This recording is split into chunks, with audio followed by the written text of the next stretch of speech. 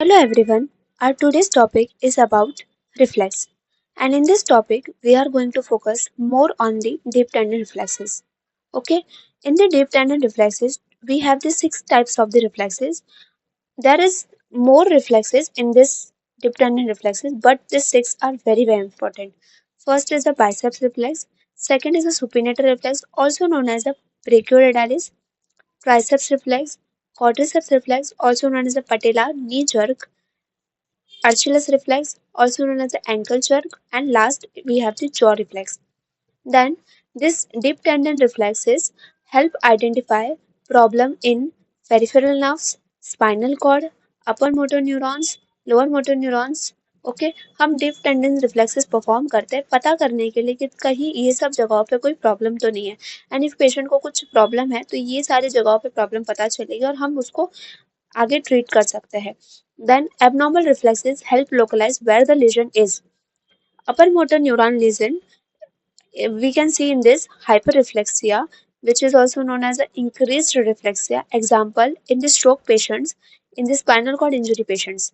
Then lower motor neuron lesion, we have the hyporeflexia, which is also known as the decreased reflexia. In that, we have the peripheral nerve injury or neuropathy. Also, deep tendon reflexes also detects a spinal muscle or nerve damage.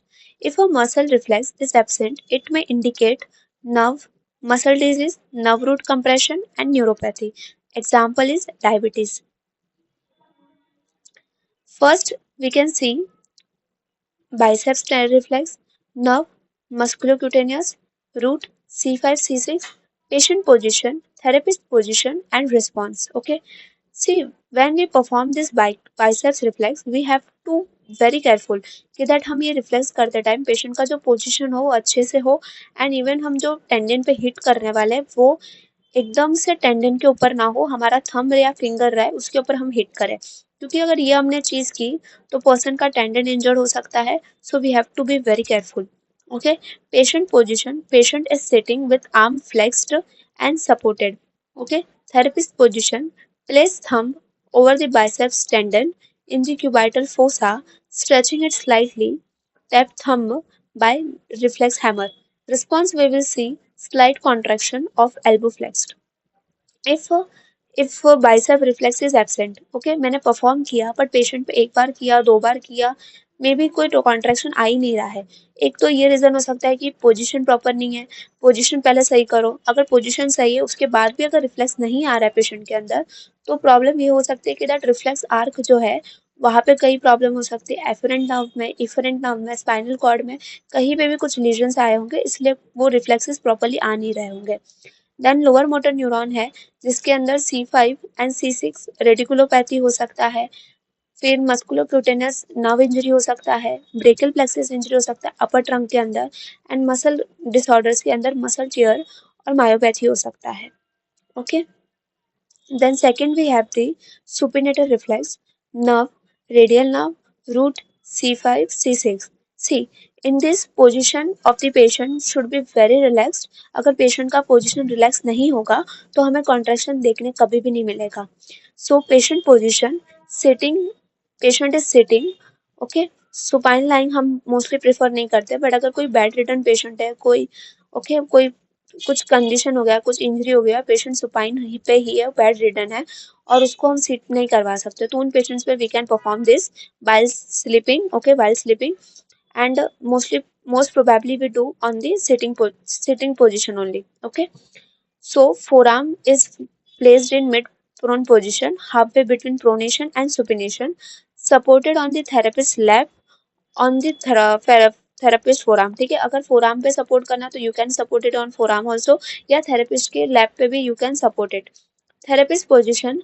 Place finger on the radial tuberosity and tap finger with reflex hammer. So ये radial tuberosity के exact कहाँ पे रखना है तो it will be a lateral side of a forum 1 से 2 above the radial styloid. ठीक है एकदम से रेडियल स्टाइलॉइड के ऊपर हिट नहीं करना है बिकॉज वो बहुत ज्यादा सेंसिटिव पार्ट होता है पेशेंट को एकदम से सेंसेशन आ जाएगा और वो हल्का सा उसको पेन भी फील हो सकता है टिंगलिंग सेंसेशन आ सकता है. सो हमें हमेशा रेडियल ट्यूबरोसिटी के 1 से 2 सेंटीमीटर ऊपर ही हमें करना है वहीं पे अपना ये रहता है, टेंडन रहता है. Okay. Then response we will get elbow reflection plus slide forearm supination. Okay. अगर कॉन्ट्रैक्शन नहीं आया, लोअर मोटर न्यूरॉन लीजन्स है, जिसका एग्जांपल है C6 radiculopathy, radial nerve injury जिसके अंदर रेडियल नर्व कंप्रेशन हो सकता है, मिड शाफ्ट ह्यूमरस फ्रैक्चर हो सकता है, फिर अपर ट्रंक ब्रेकियल प्लेक्सिस है जिसके अंदर अप्स पाल्सी हो सकता है, ट्रैक्शन इंजरी हो सकता है, पेशेंट फॉल हो गया शोल्डर के ऊपर. ठीक है, ये सारी हिस्ट्रीज है कि दैट पेशेंट ये सब चीज़ों के साथ आया है, तो उनके रिफ्लेक्सेस तो एब्सेंट ही है या प्रॉब्लम ही है. देन फेरिफेरल न्यूरोपैथी हो सकता है जिसका एग्जाम्पल है diabetes. Okay. Third we have the triceps reflex, nerve, radial nerve, root, C6 C7. Okay, this is the position. Completely हमें आर्म को सपोर्टेड करना है अपने आर्म पे. थेरेपिस्ट कंप्लीटली पेशेंट का आर्म को सपोर्ट कर देगा. सो रिफ्लेक्सेस बहुत ब्यूटीफुली हमें देखने मिलेंगे. Patient position, sitting with arm supported in abduction, elbow flexed. Okay. Therapist position, palpate tendon just above the olecranon. Tap directly on the tendon by reflex hammer. Okay. Therapist will other hand will hold patient arm. Okay, like this only. यही बात है. और इस पे हम लोग direct tendon मतलब कर सकते हैं. ठीक है, टेंडन पे डायरेक्ट हिट कर सकते हैं. इसमें फिंगर रखने की जरूरत नहीं है. रिस्पॉन्स हमें देखने मिलेगा slide contraction of elbow extensors. अगर कॉन्ट्रैक्शन नहीं आया, कुछ लीजन है या कुछ भी प्रॉब्लम है, पहले तो मैंने क्या बोला कि पोजीशन फिक्स करो. पोजीशन प्रॉपर ना होने के कारण भी कॉन्ट्रैक्शन समटाइम नहीं आता है, तो पोजीशन सही कर दी और उसके बाद भी कॉन्ट्रैक्शन नहीं आ रहा, तो हो सकता है रिफ्लेक्स आर्क में कोई प्रॉब्लम है इसलिए नहीं आ रहा है. देन हो सकता है लोअर मोटर न्यूरॉन लीजन है, जैसे कि C7 रेडिकुलोपैथी है, मोस्ट कॉमन देखने मिलता है. पेशेंट का डिस्क प्रोलैप्स का हिस्ट्री है, वो डिस्क प्रोलैप्स है C6 और C7 के बीच में. फिर रेडियल नर्व इंजरी हो सकता है, हिस्ट्री हो सकता है ह्यूमरस शाफ्ट फ्रैक्चर का, क्रच पैल्सी का, सैटरडे नाइट पाल्सी का. Then posterior cord brachial plexus injury हो सकता है जिसमें हिस्ट्री हो सकता है ट्रॉमा का. ठीक है, शोल्डर डिसलोकेशन का, कंप्रेशन इंजरी का. देन पेरिफेरल न्यूरोपैथी हो सकता है, एग्जाम्पल हो सकता है कि दैट पेशेंट को डायबिटीज है, न्यूट्रिशनल न्यूरोपैथी है, टॉक्सिक न्यूरोपैथी है. Okay. Then fourth we have the quadriceps reflex, nerve, femoral nerve, root, L2 L3 L4. ये पोजीशन है पेशेंट की. हम लोग मस्त पेशेंट को बिठा देंगे. ये वाला जो दिख रहा है ये मैन्योर, ये हम तब परफॉर्म करते हैं जब पेशेंट का रिफ्लेक्सेस नहीं और पेशेंट बहुत ज्यादा बोलते हैं ना बहुत ज्यादा डिस्ट्रैक्टेड है. बोलते हैं ना पेशेंट मतलब डिस्ट्रैक्टेड नहीं है, बहुत ज्यादा वो है, कॉन्शियस है कि भाई हमारे मेरे साथ तो कुछ हो रहा है कुछ हो रहा है, एंड वो बहुत रिलैक्स्ड भी नहीं है. तो पेशेंट को रिलैक्स और डिस्ट्रैक्ट करने के लिए हम लोग ये पोजीशन पे रखने बोलते हैं और ये बोलते हैं पेशेंट को कि दैट आप 1-1 बोलिए या आप उल्टी गिनती कीजिए या आप ABCD बोलिए पूरा, तो जिससे पेशेंट का माइंड डिस्ट्रैक्ट हो जाएगा.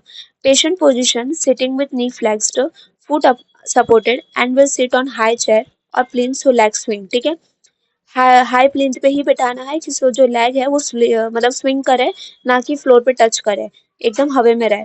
Therapist position, tap tendon of quadriceps muscle between the patella and tibial tuberosity. Response we will get slight contraction of knee extensors.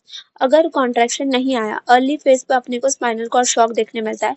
अगर कॉन्ट्रैक्शन नहीं आया इतना सब करने के बाद भी, तो रिफ्लेक्स आर्क में कुछ प्रॉब्लम हो सकती है या लोअर मोटर न्यूरॉन लीजन हो सकता है, जैसे कि L4 radiculopathy most common. Lumbar disc prolapse का कंप्लेन हो सकता है, जो अपने को लंबार डिस्क प्रोलैप्स देखने मिलेगा L3 और L4 के यहाँ पे.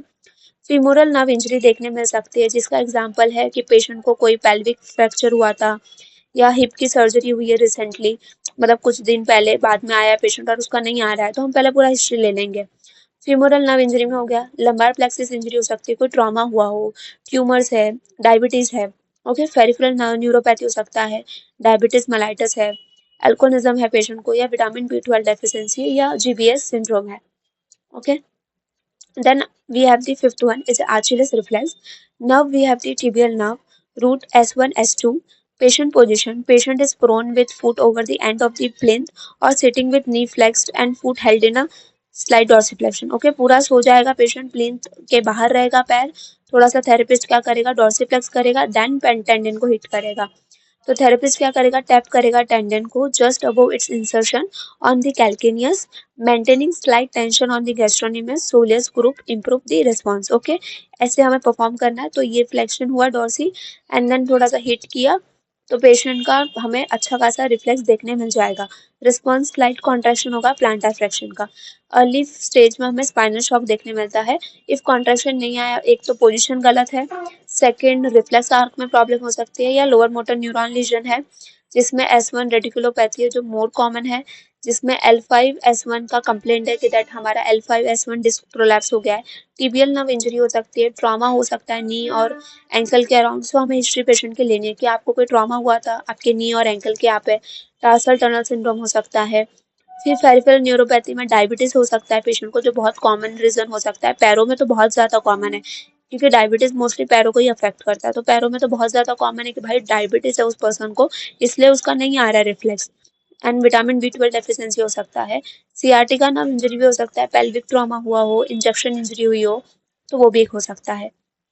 Then sixth one we have the jaw reflex, जो हमें देखने मिलता है क्रेनियल नर्व फिफ्थ में, that is a trigeminal nerve. Patient position रहेगा sitting with jaw relaxed and slightly open, ठीक है।